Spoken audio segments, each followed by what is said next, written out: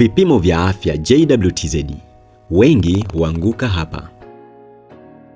Unaweza ukapita hatua zote, lakini ukaanguka sehemu moja tu: vipimo vya afya.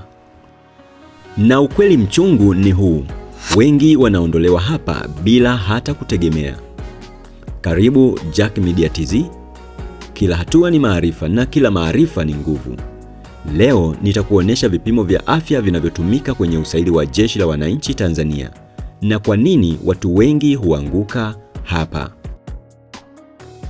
Namba moja ni kipimo cha macho. Wanatazama uwezo wako wa kuona vizuri bila matatizo makubwa. Watu wengi hupuuzia hili, lakini ukikosa kiwango kinachotakiwa, safari yako inaweza kuishia hapo hapo. Cha pili ni hali ya mwili, general fitness.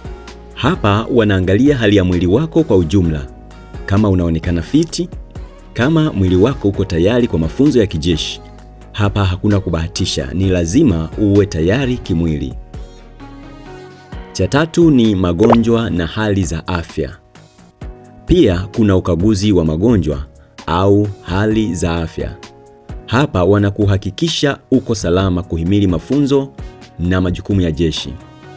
Watu wengi hugundua matatizo yao kwa mara ya kwanza hapa, na ndiyo mwisho wa safari yao.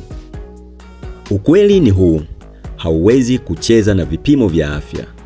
Huwezi kuficha kila kitu. Ndiyo maana maandalizi mapema ni ya muhimu sana.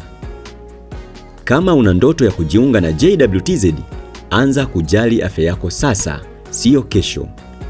Komenti hapa chini. Unahisi uko fiti kwa kiwango kinachotakiwa? Na kwenye video inayofuata nitakuonesha mazoezi ya lazima ili upite usaili kwa urahisi. Like na subscribe Jack Media TZ.